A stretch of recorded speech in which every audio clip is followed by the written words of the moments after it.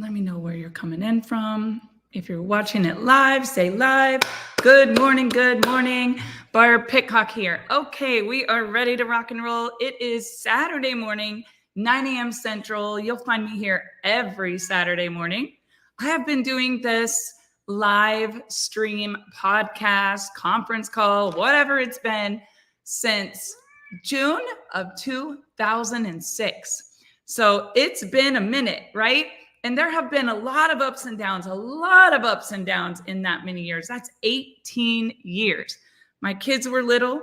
I remember being at our lake house here in Kansas, and they had a big bunk room where they would have all their friends stay, and Dave suspended the bunks with ship rope. It was the coolest room. And I can remember I would try to find a place to go live. I would go out on the porch, and they would always say, "Mom, it's right outside our window."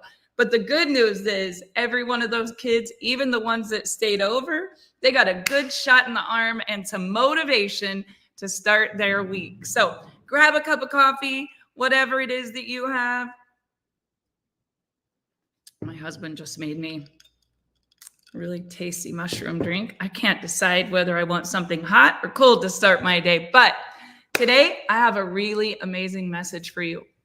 And I'm going to tell you, I can speak from experience on this topic because I myself have been that girl in troubled waters, in the deep, gasping for air, just hoping that there is some way I would survive this riptide, right? Any of you ever been whitewater rafting and you can like see it coming? You're like, oh my gosh, it's coming. And you're holding on for dear life. And somehow that boat goes around the boulder or up and over it. Sometimes the whole thing goes sideways. Some people get thrown overboard. I feel like that's life. And it's how we navigate through this crazy life that really makes a difference.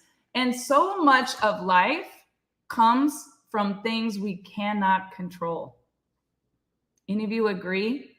So much of life comes from things that we absolutely cannot control. And if we cannot change it, we have to have the courage to change the things that we can. Doesn't the Serenity Prayer say that? God grant me the courage to change, that I cannot change, and the wisdom to know the difference. Something like that. I should know that prayer. It's all over my house. But some things we can't control. We have to stop exerting all of our energy on the things that we can't control. And we got to get back focused on the one thing that we can. These things are not movable, but this thing is. And I was asking my husband, Dave, because he had a lot of hours on the road this week. He drove and picked me up from the airport. I was like, give me an inspiration quote. Give me something for this morning, because I always want these to be so good. So some of you leave with really great content. And if you've been watching me for a while, you know you're always going to take one-liner by the end of the episode. So I want you to drop in the comments, or if you're listening to this, grab a piece of paper and I want you to write down, what is the one thing that you cannot change? You cannot move it. It's a non-negotiable. It's either something from the past or something that's currently happening. And you're over here like, I wish I could change this, but you are not in control of it, right? Dave explained to me today, that's like a boulder. When you're going downstream, there's a boulder. It's not going to move. And the more energy we give to the boulder that we can't move, then what happens is we get caught in an eddy. And I was to Dave, what's an eddy? I didn't even know what an eddy was. I literally had to Google it. And an eddy is when there's one boulder and then another boulder comes along and it gets stopped because of it. And another stone is coming down and it gets stopped of it. And all of a sudden there's this twirling of the waters, right? You can't get out of it because there's too much focused energy right there where the eddy is. So we have to not think about the past, the one dominating thought that we regret, we have grief, if we should have, if we would have, if I'd only known, this wouldn't be happening. You guys, that's an eddy. That's a subscar. That's you holding on to something that you cannot change. It's a not movable. It has you stuck. All the energy is around it, and you can't get momentum going downstream because you're stuck. We cannot do anything about what happened in the past, right? Forgiveness is you truly accepting and believing that the past could not have been any different no matter what. There's nothing that could have changed it. And we have to remove the thoughts and the worry about the things that we cannot change, because that's a stop program. That's a sub-scar. Life without struggle would be like a car without wheels. It could literally never leave the garage. Now, who likes struggle? Nobody likes struggle. I know what you guys are going to say. How many of you are on the struggle bus right now? Type the word struggle. Write down the word struggle. When you look at that, why? Why are you struggling right now? What is your dominating thought? What is it that would have to happen in your life for you to just have peace? Like, if I could just change this, I would be so peaceful. If this dumb, stupid brother or sister-in-law wouldn't be the way they are, everything would be amazing. If my spouse would just, if my kids would just, if my grandchild would just, if my boss would. See, we have this subset of problems that we cannot remove. They're there. They are the Eddy. They are the thing. And the thoughts about them is the real difference.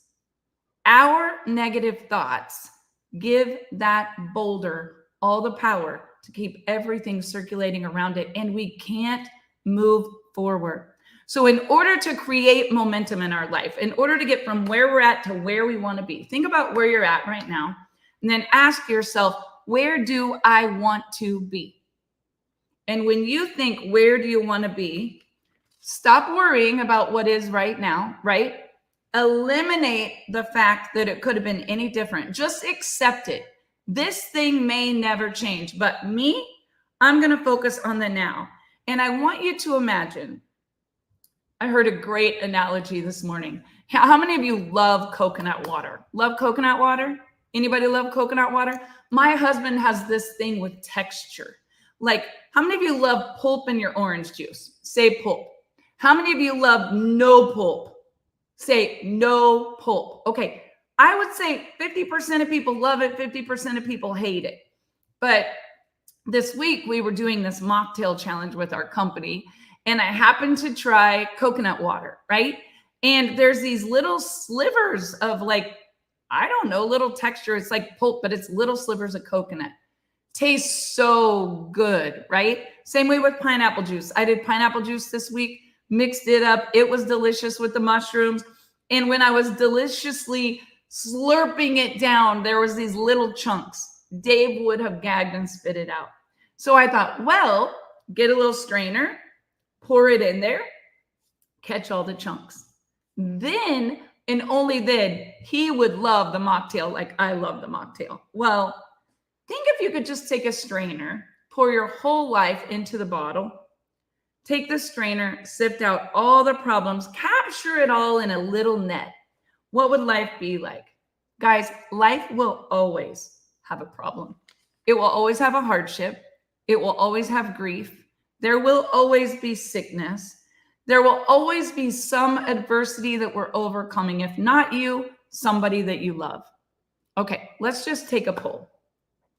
How many of you are currently battling a sickness, something with your health? Drop health. How many of you are currently battling something with a relationship? Think about that. What relationship? What is it? How many of you are struggling with parenting? If your kids would just do what you think they should do. How many of you are struggling with marriage? Marriage is not always easy. I've been blessed to have 31 years with an amazing man. This morning I came out of my room. He had my coffee, my mushroom drink, my easel, my light, my notes. Like, I don't even know how I got so lucky to have this man. I know how fortunate I am because most of the people I'm around are constantly complaining about their man. And I'm like, why did you pick him? Why did you pick him? Here's the reality. If you can't change him, you have to really accept the things you cannot change, have the wisdom to know the difference, and you've got to choose to be happy in the now, right? Or you have to remove yourself from the environment that's actually making you a miserable person. Now, I'm not telling anyone to leave your spouse, but what I'm saying is if you could take a strainer and you could eliminate all the things that you don't like, what would your life be like? Well, here's what I believe. If you removed all the hardship, if you removed all the struggle, if you removed all the I can barely get up and crawl, let alone walk or run, if you removed that, there would be no character building years. There would be no purpose driven life. There would be no reason.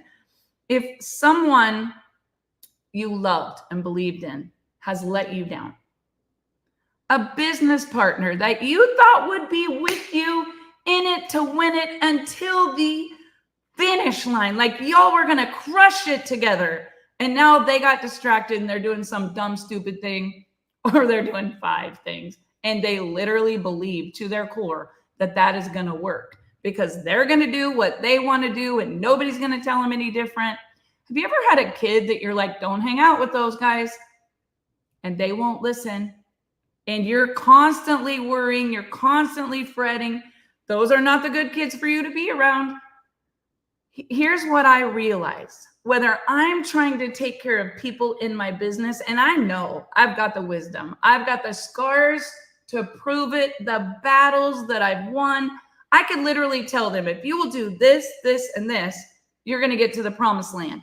Don't do this, this, and this, because if you do, you're going to end up in the jungle. And you're going to be having arrows shot at you. You're going to have panthers after you. You're going to meet the grizzly bear. You're going to almost die, and you're going to lose everything you have in the jungle. Don't go there.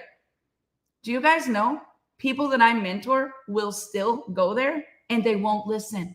They won't listen. Your kids are the same way. Your grandkids are going to be the same way. Here's the best analogy I ever got. Jim Rohn said it's like this.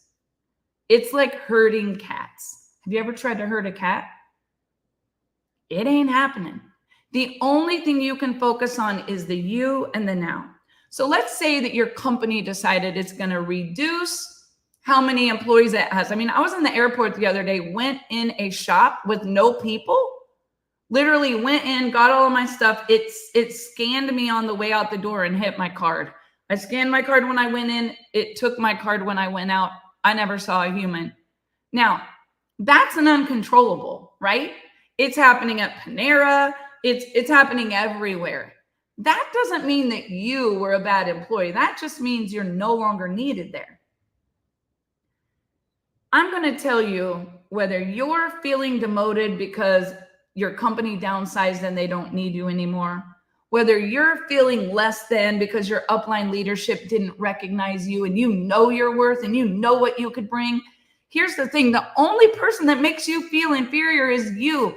Pick up the phone and communicate. I am somebody. I know what I can bring. I have the goods. Listen to me. I want to help. I want to bring the power. I want to bring the value. I want to bring the talent. Instead, you put a lid on it.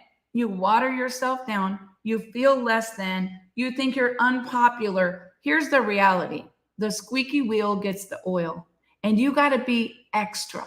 The difference in an ordinary person, an extraordinary person, is they don't stop where there's an eddy in the stream. Stay hung up on all the subscars. They get back up. If they can barely walk, they scoot. If they can barely scoot, eventually they crawl. And once they get crawling, they might get knocked down. The waters come, the storms come, the hate, the arrows, the jungle, the grizzly bear, all the things. But here's the reality. I know who I am. I know who you are. You're a child of the Most High God. You are destined for greatness. Nothing, I repeat, nothing will keep you from God's destiny in your life except for you. So the common denominator when I'm pointing the finger is that 3 at least are pointing back at me. So if I have anger or frustration about the immovable, I have anger or frustration about the leadership, I have anger or frustration about my children, I have anger or frustration about the interest rate, the politics, the president, the church, the jails, the recovery system. Don't even get me started, guys. Monday morning at 11:15, I am going to be the most unpopular person in my community But I'm going to tell you something. Nobody's putting a lid on me. I am about to get up from the crawling and the scooting, and I am about to take off running and say, I am going to make a difference. I can't change the direction of the wind, but I can adjust my sails. And it is going to be smooth sailing for me because I adjust the sails. Now, will there be storms? Yes. But you, my friend, have to adjust your sails. The present does not determine the future. Remove the self-torment. Remove everything about your past that you're hanging on to, everything that could have been, should have been, and would have been. Take away all the regret, all the guilt. Remember, forgiveness is truly believing nothing about the past could have been any different. And now, and only now, can you move towards what is best for you. Not everyone else. You can't change everyone else. For you. So, no more fighting, no more arguing, no more struggling, spinning around in the eddy, in the stream. You're going to get back in your boat and you're going to go forward. Now, remember what you once asked for. Now, I want to ask you guys, what did you once ask for? I can remember praying that my children would be happy, healthy, successful, and great. And I will tell you, none of them would be as great as they are had they not had struggle. Now, I didn't pray for struggle. I didn't pray for hardships. I didn't pray for heartache, heartbreak, health challenges, addiction challenges, financial challenges. I didn't pray for any of that. I just prayed for greatness. And when you pray for greatness, you got to stop wasting your time worrying about the wrong things and be focused on all of the right things. So you have to know what you asked for, you have right now. Everything you're experiencing right now was once a thought. Every thought is a prayer. Every prayer is answered. Now, someday you'll have everything you're asking for, but you're the one that's asking. So you can't just strain out what you don't want, but you can strain out what can't be changed. And you can move forward in a direction that you can accept the things that cannot be changed. Know the wisdom. This can be changed. This cannot be changed. It's like a file cabinet, right? There are non-negotiables, right? And sometimes you just have to call it the screwed up file. There's my business. There's not my business. And the most important, there's God business. So ask yourself, what is the boulder that's stopping you right now? What is the eddy? I want you to say, is this my business or not my business? If it's something you don't understand, why would my little granddaughter be born with low tone? Why would my children be having to travel 5 hours one way, spend tens of thousands of dollars on treatment, up all night, in and out of the hospital? Why me? God, this is not fair. Why them? Why her? I will tell you guys, none of us know the answer to that, but she will be great. She will make impact. Her destiny will be so blessed with so much healing and so much power that never could have came had there not been the challenge. Remember, a life without challenge is like a car without wheels. It can't leave the garage. So if you want to be great, embrace all of the stuff that has you all knotted up and bless and release that. I can't stop the division in the world. I can't stop the racism in the world.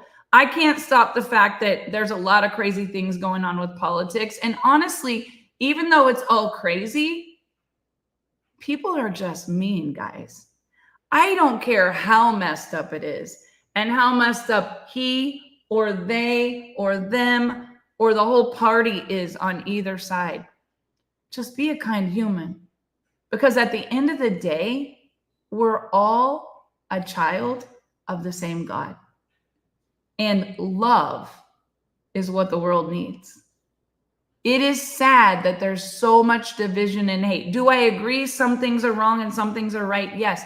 But here's the thing I know. Some things I can't change. I just have to be the change. So what I have to do is take action. There's always going to be times in your life where you're arriving, you're crossing the finish line. There's always going to be times when you're leaving the field. There's always going to be times when you're in the starting blocks. It's ebb and flow. This is never going to change. Never has changed in 2025 years, right? But someday, people will say, because of her, because of him, because of you, this is how they felt. And that's the only thing they're going to remember. They're not going to care about your Maserati or your mansion. Hate to tell you that shit's going to wear out. That stuff's going to need an upgrade. That stuff is going to be empty and lonely, and it's going to feel icky. It's probably just going to make them sad. The people with the most success and the most money are some of the emptiest people in the world, because true happiness comes from the pursuit of the journey, not like I have arrived. But I want you to listen to something. If you believe in yourself and you trust yourself and you have faith, you will never stay stuck in the eddy.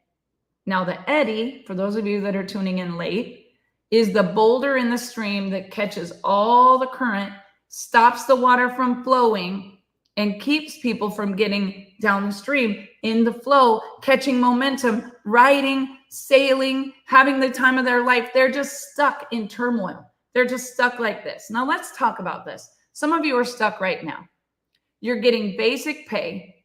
You're getting basic benefits. You're getting basic recognition. Maybe you're getting no pay, no recognition, none of that. But you're not alone. You at least have your title. I mean, you've always done this. This is your identity. You can't imagine doing anything else. You're not happy, but at least it pays the bills. Guys, that's 80% of people in America right now, just stuck like a ship without a rudder, just floating around, lost at sea. That's why they feel depressed. That's why they feel sad. That's why they feel mad. That's why they self-medicate. That's why they go to the bar on Friday night, wake up hungover on Saturday morning, dread that tomorrow's Sunday, got to go back to work Monday, just checking all the box. I get paid. I have some benefits. I'm not alone. I have this title. They're shackled to a world that's not meant for them because they're afraid to break free. I'm telling you guys, break free. Listen to me when I tell you this. I would still be poor, penniless, pathetic, struggling, living paycheck to paycheck if I didn't step into my greatness. And you have greatness. Ask yourself, what do I love to do so much that if I could do this and get paid for it, it's the only thing I would ever do. You know what I would do? I would talk. I would just talk all day to people. I would inspire people. I would help people. Honestly, I would probably run for president. And the first thing that I would do, oh, don't get me down that rabbit hole. I would change the world. I would literally change the world, but I could never do it because I care too much about people, and I could never be mean, and I could never be crooked, and I could never do so many things that go along with winning in this world. But I'm going to tell you guys, there's 8 billion people out there. There's 8 billion people out there. There's someone who has been in the same situation as you, and they found a way out, and they've had victory. Here's a great quote that I heard today. I'm leaving, and I'm learning to love the sound of my feet walking away from all of the things that don't serve me. Listen to the music to your ears. I'm leaving, and I'm learning to love the sound of my feet walking away from all of the things that no longer serve me. Someday, the things you can't currently control and the things that you've been hung up on, your eddy in the stream, are all going to make sense. All the doubts will be revealed. All the things you thought needed to be exposed will be exposed. All the false worries that didn't matter at all, that you lost sleep about, that you worried about, you held on to this the whole time, stirring around in the middle of the stream, stuck, and right down the way, promised land, right down the way, paradise. But you're shackled to a world that's not meant for you because you're afraid to break free. And you're afraid to break free because the basic boxes are checked. And you think there's nothing more for you. I want you to have the courage to say, these things aren't meant for me anymore. This environment is not serving me anymore. I can't handle this anymore. I'm going to challenge you. See change in your life as an advantage. Think of a new environment. Bridge from where you're at to where you want to be. And the way you're going to get there, I love helping people do this. Imagine if you weren't strapped to a 9-to-5. Imagine if you could create just enough income to even take your dream vacation. No man is more unhappy than a man with no challenge. You don't want to be bored, right? Yes, you want certainty in your life, but you need a little uncertainty. So there's a risk, there's a challenge, there's a goal, there's a dream. And we suffer more in our imagination than we actually do in our reality. Most of you worry about things that are never going to happen. They never have, they never will, but you stay stuck thinking worst case scenario. There's a man on each shoulder. This is the man called victory. This is the man called defeat. If you don't have Dave's book, get his book, The Thinking Cure. It will literally snatch that little minion off your shoulder. It's actually a troll in the book. Put him on the ground, stomp the dog shiest out of him, and quit feeling powerless. Quit feeling neglected. Each of us have a past. I grew up in a family that my parents are amazing. I love them so much. Like, they made me who I am. But let me tell you, it was tough love. And there wasn't a lot of recognition. And there was no mom and dad in the bleachers. We worked our butts off.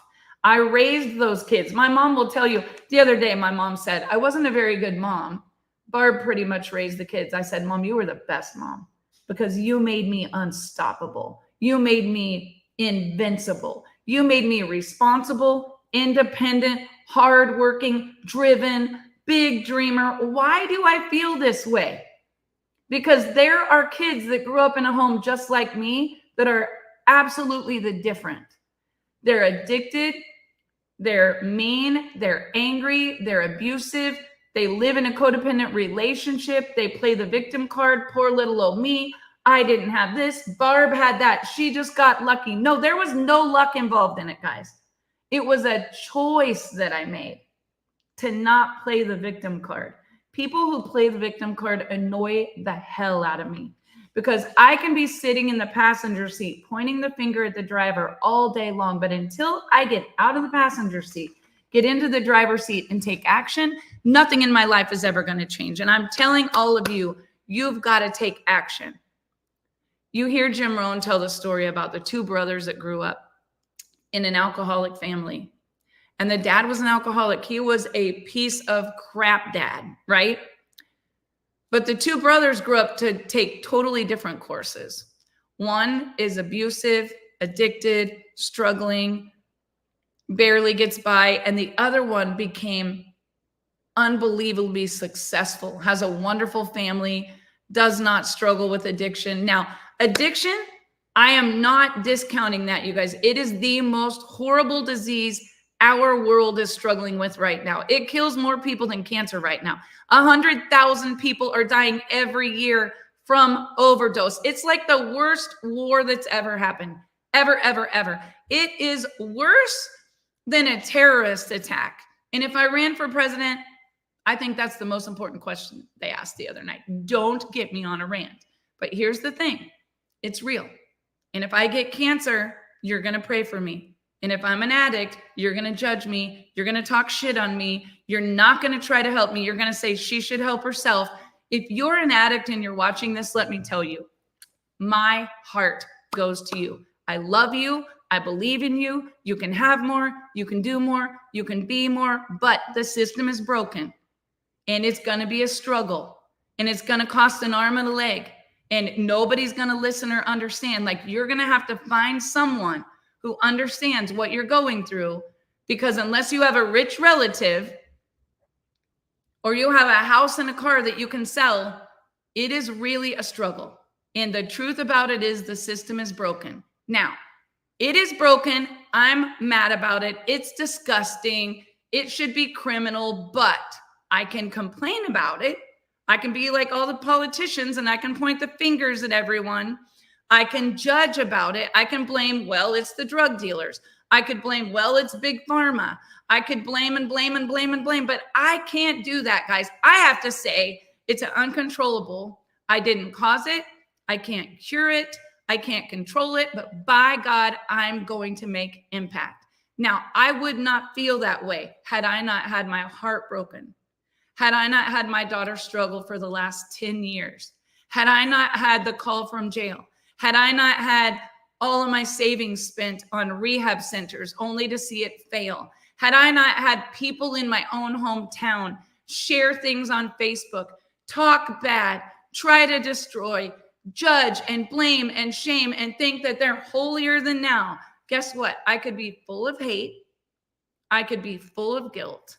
I could be full of shame, or I could be full of blame, but I'm not, because I am a child of the Most High God that is going to make so much difference. I am going to change the world with mental health. I'm going to change the world with recovery and addiction. I am going to write books. My daughter and I are going to start a podcast. We're going to go into schools. I'm going in on Monday morning at 11 a.m. to make a stand for mental health for inmates that are incarcerated, that are going to get out and have the same struggles they used to have. And do you know what, guys? Had I not had the pain that I have, I'd be like the car in the garage with no wheels. But baby, I got wheels. I got turbo. I was looking up cars last night because my daughter has this dream car. She wants a 1968 Camaro 505 or 550 or something. I was like, oh, I had a 66 Mustang growing up. It was fun. I was that girl that had the hot rod car. All the boys loved it. They all wanted to drive it. It was a cherry red Mustang 1966 289.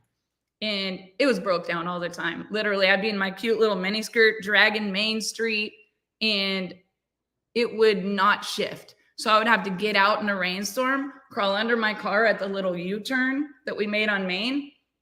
I'd have to toggle that thing underneath the car.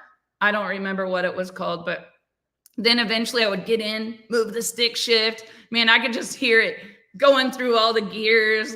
Like I would get a little scratch when I was going over the hump on Main Street. Man, I thought I was such hot stuff. So I was like, you know what, Brooklyn, I'm going to look for you one of these old cars. Well, let me tell you guys, old cars like that aren't cheap now. I must be a classic because I looked up the car and it was $122,000. So she ain't getting that car. But it's good to dream, right? It's good to dream.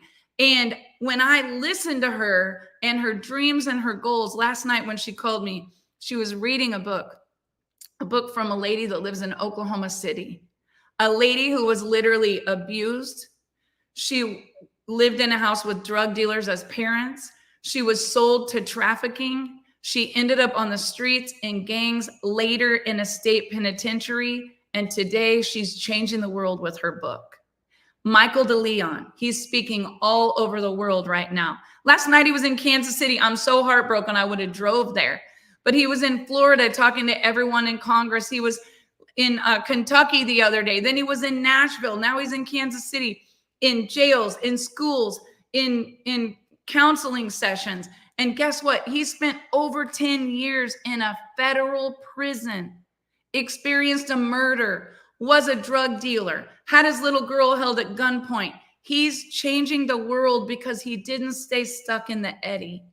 He stepped into his power and said, I can't change the past, but I can make a difference in the future. And let me tell you something. I met Pastor Todd this week. Pastor Michael Todd, struggling with pornography, an addiction to pornography, shares his story with his wife. Today has one of the largest churches in the world because guess what? No judgment zone. No judgment zone. When I met him, I got the cheap ticket on Southwest this week because it was a last minute trip. He got a cheap ticket on Southwest, a last minute trip. We were both in C19 in 2021, the last ones lining up. I looked around, I said, man, you look familiar. Only reason I didn't recognize him, he's lost 100 pounds. Now, do you guys think that a man that was caught, that was guilty, that was struggling online with pornography would ever be able to lead a church? Hell yes, he would, because half the people in the world are addicted. Hello, they're just hiding it. They're ashamed. They feel guilty. They feel labeled. They feel less than. Addiction is real, guys. The number one addiction in the world right now, gaming. It's a dopamine hit. Their brain doesn't feel that. They're like, oh my God, I got to have my game. I got to have my game. Little kids are walking to school. They can't even get off their games on their phone. Gaming, gambling, pornography, shopping, eating. What is your addiction? Not one addiction is worse than another. People do what they got to do to feel good. And it doesn't make them a bad person. It doesn't make them a bad person. They're trying to survive. And there's a void in their life and their brain doesn't feel right. And I'm telling you guys, I'm not going to come at you with a cross and the Bible, but I'm telling you right now, if I didn't have the Lord in my life, I would not be breathing right now because nobody could do what I have done in the last 12 months. Nobody, I don't believe it could be possible. But I'm not going to cry. The reason I do No Guts, No Story is because every single Saturday, somebody calls me and says, oh my God, you were talking to me. You were literally talking to me. I'm in denial of what's happening in my life. Like I'm trying to hide what's happening in my life. I'm ashamed what's happening in my life. Guess what, guys? Only a few people get accepted on NFL teams. And this week, the only thing on the news yesterday when I went to lunch with Dave was all the college kids that are getting recruited. And everyone's so happy for them. So happy for them because they made it on an NFL team. Do you know what I always think about? I think about the kid at K-State that didn't make it. I think about the day that Chance was in a parking lot and there was a kid in a car that pulled the trigger on a gun because he was less than, because he didn't feel accepted. He didn't feel celebrated. Do you know there is such a small percentage of those college athletes that make it? But do you know what? They're all living the dream. They're all trying to be accepted, celebrated. And I'm not against college sports. Don't come at me. I know you all are diehard sports fans all over a freaking cowhide ball that's stitched together with a needle. Like it runs the world. Like the NFL runs the world. But let me tell you what I would say to that kid. Your identity is not a football. Your identity is not a football. Your identity is not some label that was put on you. And I'm happy for all the kids that made it. Dave and I were sitting at Gutierrez's and he was like, look at all the rookies that made it. But I've been the mom of a child who lost their way and struggled with depression for a really long time based on the identity of what they did in high school and college. And I know that every 6 seconds, somebody in America takes their life. And do you know what's really crazy? Every 6 seconds, someone in America, in the world, actually, not America, becomes a multimillionaire. And it's crazy. I was reading the book this week. How we count to 6. 1, 2, 3, 4, 5, 6. Someone just died. We count to 10. Someone just overdosed on fentanyl. We count another 5 seconds. Someone becomes a millionaire. What's the difference in the ebb and the flow of life? I think it's because we put so much emphasis and so much emotion on the things that we can't control. And I am at a point in my life, I have figured out the things that I cannot control. They may never change, but I have to be okay. And I have to step into my own greatness. And let me tell you guys, I plan on doing that. And I want you to have enough belief in yourself to know that you have the power to do that too. You are enough. You can have, you can be, you can do anything that you ever dreamt of. Stop focusing on the things that you cannot control and you can't change. Stop looking at the past. And for once, just look at where you're at right now and just say, wow, I have really come a long way. Where were you at 8 years ago? And for some of you, you're in the deep right now. You're like, 8 years ago were the glory days. I would do anything to go back to that. Hey, I've been there. 8 years ago, I had all my kids at home. It was the best time of my life. 4 years ago, it was COVID. If I could just get all my kids trapped in this house again for 53 days with no way to leave, no planes, no stores, I would do anything to have those 53 days. Oh my gosh, there was no bowling alley. There was no movie theater. We had to create one in the basement. We had to have movie ramas for 53 days, right? There was no axe throwing, so we made our own just to have a birthday party with all of us that were trapped. Like, there was no toilet paper, so we were using Kleenex. But man, those were some good memories. And you know what I would challenge you guys to do is embrace the chapter that you're in.